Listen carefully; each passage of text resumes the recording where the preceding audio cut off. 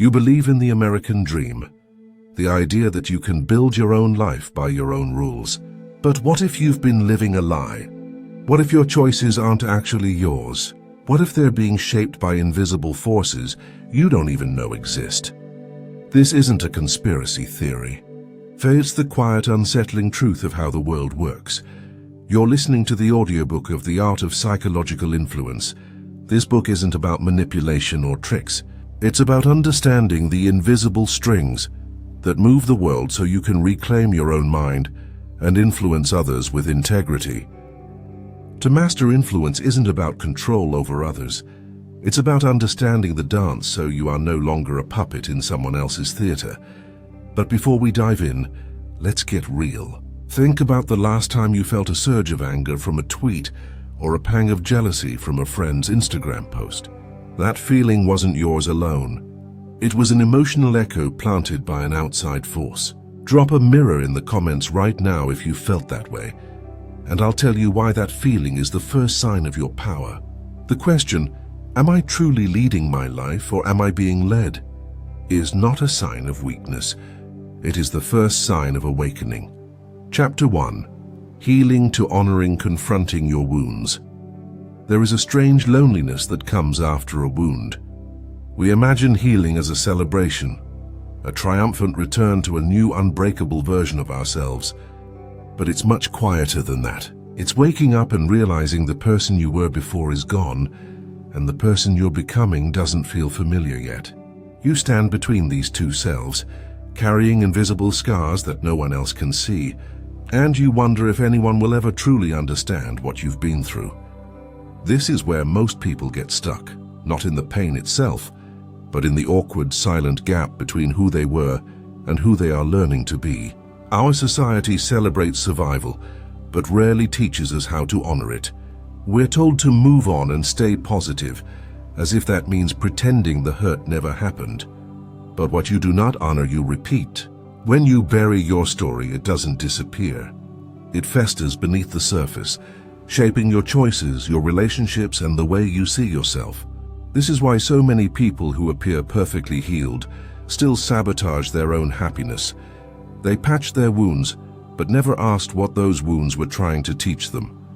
To honor your healing, you must first confront the beliefs that have kept you trapped. Many of us secretly believe we are defined by our suffering, holding on to our pain as if it gives us an identity, as if letting go means losing proof that we endured something real. Others believe the opposite, that they must erase every trace of the past to deserve love or respect. Both extremes are illusions. Healing is neither clinging to your story nor erasing it. It's about integrating it. It's saying, this happened to me, and because of it, I now see the world differently, and that perspective has value. Think of the Japanese art of kintsugi, where broken pottery is mended with gold, making the cracks a part of its beauty, not something to hide. You are the same. Your scars aren't weaknesses to be concealed. They are evidence that you have endured, adapted, and transformed. But to live this truth, you must shift from asking, why did this happen to me, to how will I honor what I have survived? That single shift in mindset changes everything. I once met a man who lost everything in a financial collapse, a very American story. For years, he hated himself for what he called stupid decisions and for trusting the wrong people. The turning point wasn't when he forgave himself, but when he stopped seeing that period as a tragedy and began treating it as a teacher. He started writing letters to his younger self, not to scold him, but to thank him. That version of me took the risk, he told me. He is the reason I have the wisdom I carry now. That is what honoring looks like. It's refusing to despise the parts of you that were still learning how to live. If you're listening right now, ask yourself, where in your life have you patched a wound but failed to honor it? Is it the heartbreak you never spoke about, the betrayal you shrugged off, or the dream that collapsed while you pretended it never mattered? If this message resonates, take a moment to reflect. What is one lesson your pain has been trying to teach you? Share it in the comments, not just for me, but for the person who might read it and realize they are not alone. And if this message shook something loose in you, Share it with someone who might need it. Sometimes the most powerful form of influence isn't telling people what to do, but showing them that healing can become honoring. Chapter: The Gravity of Unseen Forces, Recognizing the Pull. Every decision you make feels like your own. But if you pause long enough, you'll notice something unsettling. Your choices are being subtly nudged by forces you can't fully see. Think about the last time you bought something you didn't truly need. Did you believe it was your own idea? Or was it seeded in you by a story you absorbed from an advertisement, a friend's casual comment, or the fear of being left behind? Influence rarely shouts its commands. It whispers, and those whispers become the invisible gravity pulling you toward behaviors that feel natural but were carefully shaped long before you noticed. This is why so many people confuse influence with manipulation. They assume it's a dirty word because they only notice it when it's used to harm them. But influence itself is neutral, like fire. In the hands of a careless person, it burns. In the hands of a master, it warms and illuminates. The tragedy is that most people are wielding it unconsciously. Parents shape their children through moods they never mean to project. Leaders create movements while secretly terrified of being exposed as frauds. Partners trigger each other's deepest fears without even knowing which buttons they are pressing. Influence isn't an occasional event. It's the invisible climate of every interaction you have ever had. So why do we remain blind to it? Because acknowledging influence means admitting vulnerability. It means accepting that your emotions, your desire for belonging, and your need for validation are guiding your steps as much as your rational mind. For many, this feels like weakness, so they pretend they are immune. Ironically, those who deny their susceptibility are often the easiest to sway because you cannot defend against a force you refuse to see.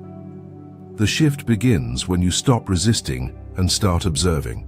Watch how people lean in when someone speaks with certainty, even if the content is nonsense. Notice how a room's energy shifts when one person decides to smile. Study yourself the next time you scroll through your phone. Which posts make you pause? Which ones make you angry enough to comment? Every reaction is a thread someone has tugged. Once you notice these patterns, you begin to reclaim your power, not by rejecting influence, but by mastering it. There's a story of a teacher who asked her students to carry a glass of water around the classroom. At first they laughed at how light it was, but as the minutes passed, their arms began to ache. By the end, many couldn't hold it anymore. The teacher said the glass was never heavy. You just never realized how long you had been carrying it. Influence works the same way. The beliefs you have about who you are, what you deserve, and what's possible for your life were placed in your hands years ago. The longer you hold them without questioning, the heavier they become. To master psychological influence, you must first drop the glass. Ask yourself, which beliefs did I adopt because they were true, and which ones simply felt convenient to the people around me? This isn't an easy question to face, but it's the only way to stop being shaped by invisible forces and start shaping them yourself. If you're listening to this, I challenge you to pay attention to your next 3 decisions. What you buy, what you say, and what you think about yourself. Were they truly yours? Share one realization in the comments. Someone reading might discover they have been carrying the same glass. Chapter 3. The Stories That Own You. Reclaiming Your Narrative. Every human life is built upon stories. Some are told to us so often we mistake them for facts, while others we invent ourselves as a way to make sense of what hurts and what feels impossible to explain. These stories shape our reality more than we realize. They decide what we believe we deserve, how much we dare to dream, and how quickly we surrender when life resists us.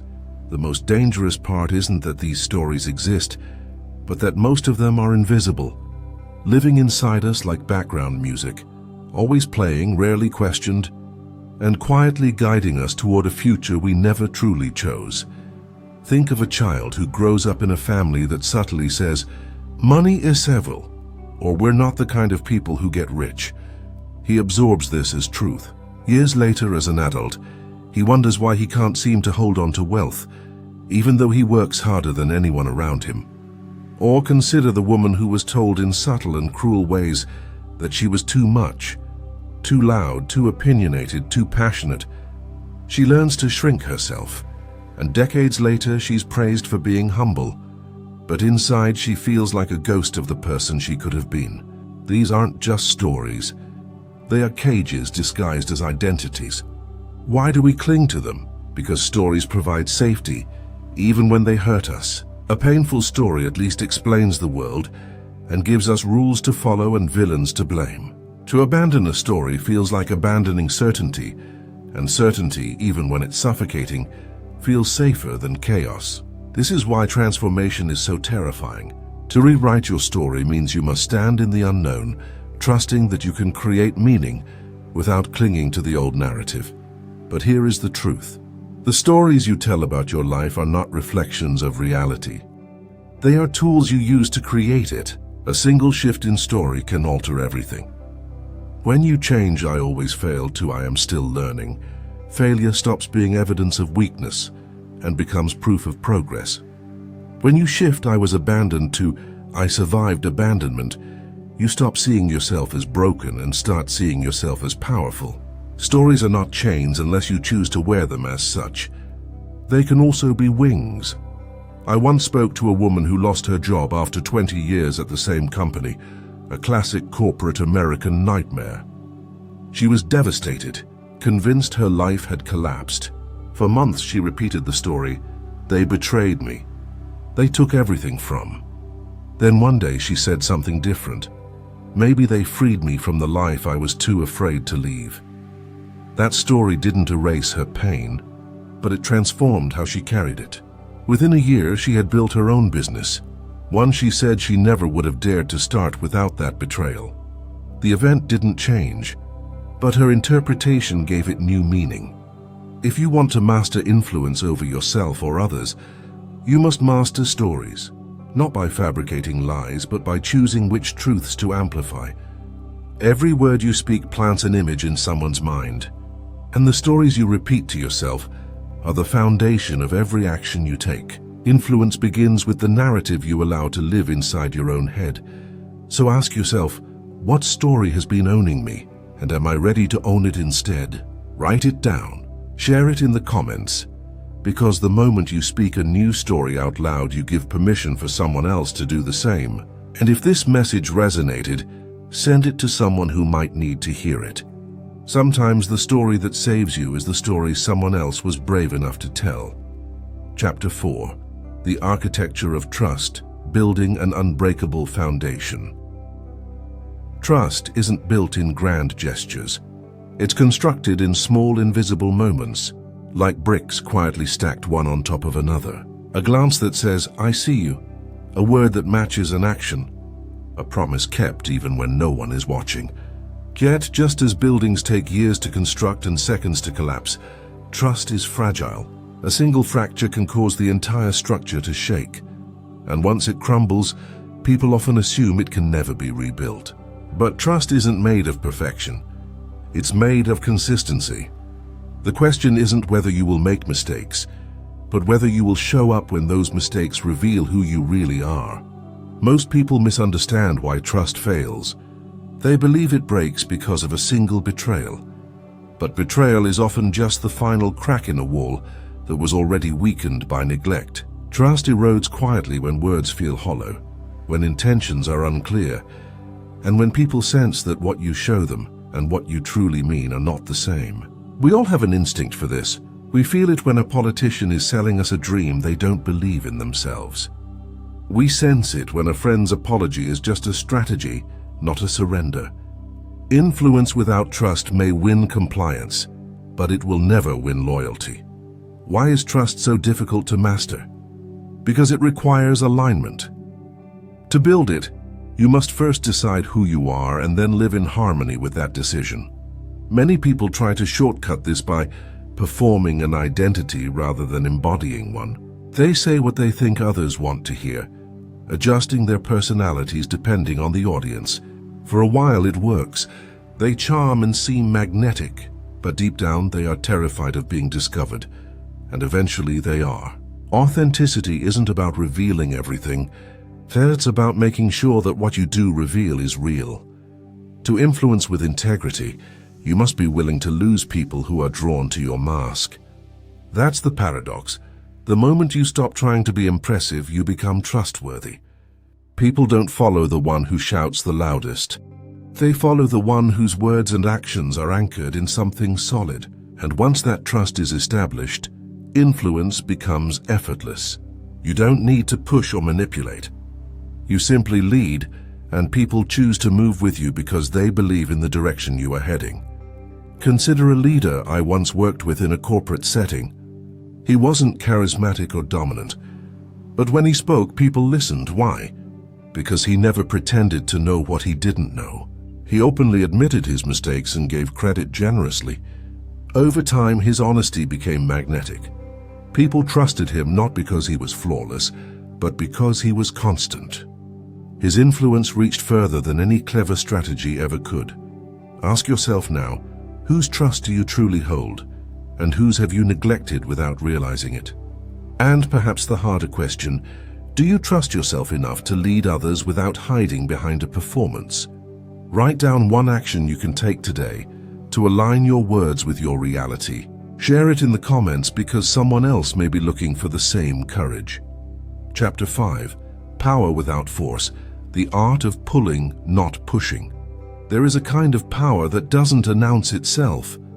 It doesn't need to dominate a room or crush opposition to prove its strength.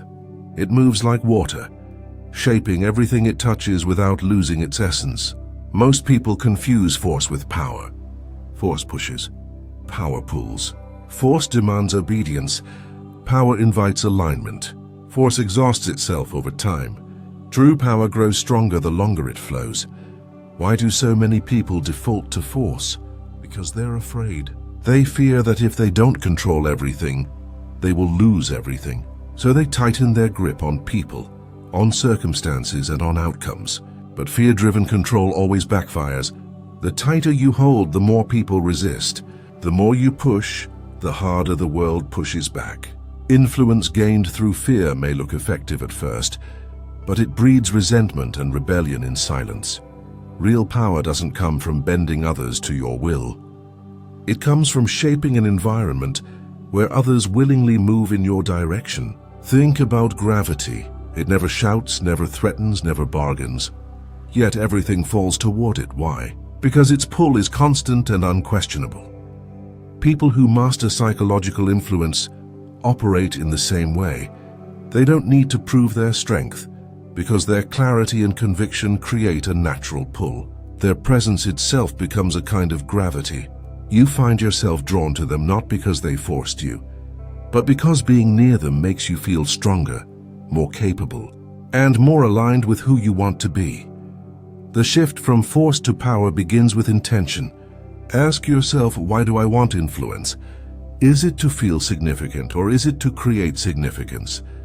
The difference matters. Force seeks validation, power seeks vision. Force reacts to fear, power responds to purpose. When your actions are rooted in a vision bigger than yourself, people sense it, and they want to be part of it. I once watched a mentor lead a tech team through a crisis, a situation common in the high-stakes American startup world. Tension was high, and everyone expected him to impose strict rules. Instead, he did something unexpected. He asked questions and listened deeply, trusting the team to generate solutions. Within hours, the energy shifted. People stopped panicking and started collaborating. The team didn't just survive the crisis. They emerged more united than before. That was power without force, the ability to create strength in others rather than draining it from them. Now reflect on your own life. Why are you relying on force when you could cultivate power? Maybe it's in how you speak to your kids, how you lead a project at work, or even how you treat yourself. Force says do this or else. Power says this is who we are becoming and here is how we get there together. Which voice do you want guiding your future? Chapter 6. The silent language of influence. What you project, you get. Long before words are spoken, influence begins. It's in the way your eyes meet someone else's and hold steady, in the rhythm of your breath when you enter a room, and in the tone that lingers beneath the sentences you choose. Human beings like to believe they are logical creatures, but we are wired to feel before we think. The silent language of influence speaks directly to that primal part of us. You can say everything right, but if your energy contradicts your words, people will follow what they feel, not what they hear. Think about a child in a household where the parents smile and say everything is fine, but they can still sense the unspoken tension in the air.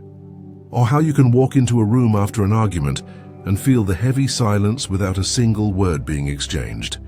This is the subconscious realm of influence, the place where trust is built or broken before logic has a chance to intervene. The people who master this language aren't always the most educated or articulate. They simply carry a presence that seems undeniable. Being near them feels like standing near a steady flame, warm, focused, and impossible to ignore. Why do so many people fail to understand this? Because they try to manipulate the surface without addressing the root. They practice confident gestures, rehearse perfect phrases, and force themselves into postures that feel unnatural. But people don't respond to a performance. They respond to congruence. When who you are aligns with what you project, your silent language becomes effortless. Influence flows not from pretending to be powerful, but from embodying a state where you no longer need to prove you are. I once observed two speakers at a business conference. The first had polished slides, clever jokes, and flawless timing, but the audience looked restless by the end. The second speaker stumbled through her introduction and lost her place twice. Yet by the time she finished, the room was silent with reverence and people lined up afterward to thank her. Her secret: she believed every word she said, and that belief radiated through her voice, her body, and even the pauses between her sentences. Her silent language carried a weight her words alone could not. To access this level of influence, you must begin by listening to yourself. What unspoken messages are you transmitting every day? When you say you're confident, does your body agree? When you speak of possibility, do you actually feel it in your chest, or are you just hoping others will? The silent language cannot be faked for long. It reveals your truth whether you like it or not. If you're hearing this, take a moment to experiment. For the next 3 conversations you have, say less and observe more. Notice how people respond not just to your words, but to the presence you bring. Then write down what you discovered. Someone else may learn to recognize their own silent language through your insight. Chapter 7. The Dance of Desire, Speaking to the Deeper Craving. Every act of influence begins with desire. People move not because they are told to, but because they want to. Yet most of us misunderstand how desire truly works. We think it's about chasing what we want, but desire is more like a tide. It pulls us toward things we believe will complete us, even if those things are just illusions. To master influence, you must learn to see what people truly crave beneath the surface of their words and actions, because no one ever wants only what they say they want. Look closer, and you'll see the layers. Someone says they want money, but beneath that they crave security, and beneath that they crave freedom, and beneath that they crave the feeling of being worthy of a life they once thought was out of reach. Someone says they want love, but beneath that they want to be seen, and beneath that they want to feel safe, and beneath that they want to believe they are enough without having to prove it. Influence isn't about giving people more things to chase. It's about guiding them toward the source of their craving and showing them that fulfillment begins within. Why do so many people get stuck in cycles of unending desire? Because they confuse the satisfaction with stimulation. They think the next achievement, the next purchase, or the next relationship will silence the hunger, but it never does. Stimulation excites the mind but leaves the soul empty. Real satisfaction comes when what you desire and what you value finally align. Until that happens, you'll always feel like you're running towards something you can never catch. I once met a man who had built everything he thought he wanted: a successful business, luxury cars, and a penthouse overlooking the city. a version of the American dream. But in our conversation, he admitted he felt hollow. "I thought all of this would make me feel powerful," he said, "but I just feel tired." When he finally allowed himself to ask what he truly desired, the answer surprised him. It wasn't more success. It was the freedom to spend his mornings painting, something he had abandoned as a teenager because someone told him it was impractical. When he realigned his life to honor that forgotten desire, his sense of power returned. Not because he gained more, but because he finally felt whole. Influence becomes transformative when you learn to speak to the desire beneath the desire. This doesn't mean manipulating people. It means understanding them so deeply that you can help them recognize the truth they've been avoiding. Sometimes this truth scares them because it threatens the identity they've built around chasing illusions. But when they face it, their entire life begins to shift. Pause for a moment and ask yourself, what do I really desire beneath what I say I want? Write it down and be honest. Don't settle for the first answer. Dig until you feel the weight of it in your chest. Share your realization in the comments to remind yourself that speaking your truth is the first step toward aligning with it. Chapter 8. Breaking the Spell of Fear. From prison to compass, fear is the oldest storyteller in the world. It whispers before you take a risk, paints disasters in your mind, and convinces you that safety lies in staying small. But here's the thing about fear. It's rarely trying to hurt you. It's trying to protect you, even if it has to lie to do so. Fear's favorite lie is simple: you are not ready yet. Most people spend their lives believing this lie, waiting for some imaginary moment of certainty that never comes. Why does fear feel so convincing? Because it disguises itself as logic. It doesn't say, "Stay where you are because you are weak." It says, "Wait a little longer until things are more stable." It doesn't say, "Don't try because you might fail." It says, "Do more research before you start." And in that disguise, fear feels like wisdom when in truth, it is paralysis dressed as caution. Influence over yourself or others cannot exist where fear rules, because fear narrows your vision.